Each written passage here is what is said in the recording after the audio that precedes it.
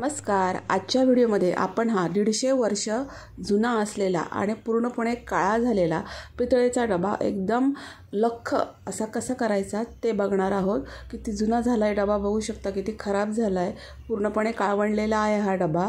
तर हा डबा माझ्या आजोबांचा आहे, जवळजवळ 150 वर्ष जुना आहे हा डबा. त्यांच्या जेवणाचा डबा होता हा. तर याचे बाकीचे जे डबे आहेत किंवा त्याची जी साईडची कडी आहे ती तर आम्हाला नाही भेटली आहे, पण एवढा डबा त्यांची आठवण म्हणून आमच्याकडे आहे. तर हाच एकदम जुना झालेला डबा आपण असा लख करणार आहोत, अगदी घरात उपलब्ध असलेल्या साहित्यांपासून. तर देवघरातलं एक साहित्य आपण इथं वापरणार आहोत. त्याचा उपयोग केल्याने हा डबा जो आहे तो खूप लख तर होतोच आणि त्याचा जो चकचकीतपणा आहे तो बरेच दिवस राहतो. तर तुम्ही ही सेम प्रोसिजर फॉलो करून तुमची सगळी जुनी असलेली पितळेची भांडी किंवा तांब्याची भांडी चमकवू शकता. तर करायचं काय, तर पहिला मी डबा घेतलेला आहे आणि त्या डब्याला मी ओलं करून घेतलेला आहे. हे बघा, पूर्ण काळवंडलेला आहे हा डबा, बरीच वर्ष हा डबा घासलेला नाही आहे. आणि नंतर मग मी ही चिंच घेतलेली आहे. चिंच आपली स्वयंपाकघरात उपलब्ध असते. तर एका छोटा लिंबाच्या गोळ्या एवढी मी इथं चिंच घेतलेली आहे. तुमची जेवढी भांडी असतील त्या प्रमाणात तुम्हाला चिंच घ्यायची आहे. चिंचेमुळे ह्या डब्यांचा जो काळपटपणा आहे ना तो सगळा निघून जातो आणि चिंचेने घासलेली भांडी ही जास्त वेळ तशीच चमकदार राहतात. त्यामुळे चिंच वापरायची आपल्याला पहिली, जेणेकरून ह्याचा जो काळपटपणा आहे पहिला तो सगळा निघून जाईल. तर चिंचेने छान अगदी ही भांडी आहेत ती घासून घ्यायची आहे. थोडासा जोर लावायचा आहे, जेवढं भांडं काळं असेल तेवढा वेळ जास्त लागणार आहे. तर हे बघा, एक 5 मिनटं मी हा डबा चिंचेने छान घासून घेतला आणि तो इथंच किती उजळ झालेला आहे बघू शकता तुम्ही.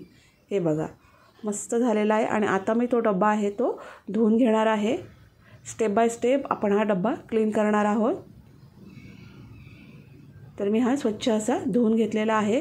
चिंचेमुळे जो आंबटपणा असतो त्या आंबटपणामुळे जे काळवंडलेली भांडी असतात पितळेची किंवा तांब्याची ती पटकन स्वच्छ होतात आणि ती जास्त वेळ चमकदार राहतात. तुम्ही बघू शकता किती फरक झालेला आहे. खूप चांगला फरक इथं आपल्याला चिंचेनेच भेटलेला आहे. तर आता पुढे काय करायचं आहे, तर चिंचेने घासून झालं. आता आपण एक महत्त्वाची गोष्ट करणार आहोत, ती घेणार आहोत आणि ती म्हणजे देवघरातली रांगोळी. रांगोळी तर सगळ्यांच्याच घरात उपलब्ध असते आणि आता आपल्याला हा डबा रांगोळीने घासायचा आहे. पण इथं जो मी काथा वापरला आहे तो मी स्टीलचा स्क्रबर वापरलेला आहे. स्टीलचा स्क्रबर वापरण्याचा प्रयत्न करा, त्याने जो रिझल्ट आहे ना तो खूप छान मिळतो. आणि आता हा जो डबा आहे तो रांगोळीने आणि स्टीलचा स्क्रबर यूज करून मी हा व्यवस्थित घासून घेणार आहे. त्याचे जर कुठे डाग वगैरे राहिले असतील तर तिथं मी जास्त करून हे वापरणार आहे. रांगोळी कशी थोडी खरखरीत असते, तर त्याच्यामुळे ह्याच्या डब्यांवरचे जे डाग असतात ना ते जायला खूप मदत होते. आणि स्टीलचा स्क्रबर वापरल्यामुळे हे जे डाग वगैरे असतात ते इझिली जातात. तर आपल्याला थोडासा इथं जोर लावायचा आहे हाताला आणि छान अगदी हा रांगोळीने डबा घासून घ्यायचा आहे. तुमची तांब्या पितळेची भांडी घासण्यासाठी तुम्ही ही पद्धत वापरा, तुम्हाला खूप चांगले रिझल्ट मिळतील.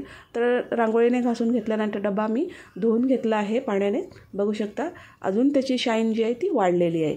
आता नेक्स्ट स्टेप बघूया. पुन्हा मी स्टीलचाच काथा घेतलेला आहे आणि त्याला भांडी घासण्याचा साबण लावलेला आहे. तर शेवटी आपल्याला भांडी घासण्याच्या साबणाने याला स्वच्छ अगदी घासून घ्यायचं आहे पुन्हा. तर या 3 स्टेप तुम्ही फॉलो करा. तुमची भांडी तांब्या पितळेची जुन्यात जुनी भांडी घासण्यासाठी तुम्हाला रिझल्ट खूप चांगले मिळतील. तर शेवटी असं आपल्याला साबणाने याला छान अगदी घासून घ्यायचं आहे, जेणेकरून त्याची जी शाईन आहे ना ती अजिबात निघून जाणार नाही. तसाच डबा जास्त दिवस शाईनमध्ये राहणार आहे, चमकदार राहणार आहे. तर चांगला अगदी बघा साबणाने मी आतून बाहेरून व्यवस्थित या डब्याला घासून घेतलं. हे बघा, मग तो पुन्हा अजिबात काळवंडत नाही जर तुम्ही साबणाने असं शेवटी छान अगदी घासून घेतलं तर. आणि पुन्हा मी याला स्वच्छ धुवून घेतलेलं आहे पाण्याने. हे बघा, आणि तुम्ही रिझल्ट बघू शकता किती सुंदर आलेले आहेत ते. मस्त एकदम डबा एकदम चकचकीत झाला आहे, सोन्यासारखा. बघू शकता तुम्ही किती छान रिझल्ट आलेला आहे. पहिला तुम्हाला मी डबा दाखवलेला तो किती काळवंडलेला होता आणि आत्ताचा हा डबा किती त्याच्यामध्ये फरक झालेला आहे. हे बघा, दोन्ही आहेत माझ्याकडे. त्याचं झाकण बघा मी अजून घासलेलं नाही आहे, ते तसंच आहे काळवंडलेलं. आणि हा घासलेला डबा एकदम सोन्यासारखा चकचकीत असा हा मस्त असा डबा झालेला आहे. खूप काळवंडलेला, खूप दिवस न घासलेला डबा मी अशा प्रकारे हा एकदम स्वच्छ केलेला आहे.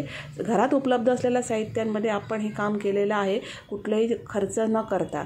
तर तुमची जुनी भांडी असतील तर तुम्ही अशा प्रकारे ही स्वच्छ करा आणि कशी झाली ती मला कमेंट्समध्ये नक्की सांगा. तर तुम्हाला हा व्हिडिओ कसा वाटला ते कमेंट्समध्ये मला नक्की सांगा. जर हा व्हिडिओ आवडला असेल तर त्याला लाईक करा, शेअर करा. आणि तुम्ही बघू शकता किती सुंदर असा आतून बाहेरून मस्त असा हा डबा स्वच्छ झालेला आहे. तर अशाच प्रकारे तांब्या पितळेची भांडी घासा. आणि तुम्हाला शक्य करून ही जी गरज आहे ना ती सणावाराला लागते, कारण सणावाराला आपण तांब्या पितळेची भांडी जास्त वापरतो. तर त्यावेळी तुम्ही अशा मेथडने ही भांडी घासून बघा, तुम्हाला रिझल्ट खूपच छान मिळतील. आणि हे रिझल्ट जे आहेत ते जास्त दिवस टिकणारे आहेत. लगेच दुसऱ्या दिवशी की लगेच एका तासाने भांडी काळी पडली असं होत नाही.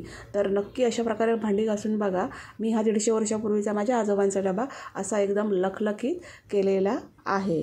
तर हा व्हिडिओ कसा वाटला ते कमेंट्समध्ये मला नक्की सांगा. व्हिडिओ आवडला असेल तर त्याला लाईक करा, शेअर करा, चॅनलला सबस्क्राईब करा. धन्यवाद.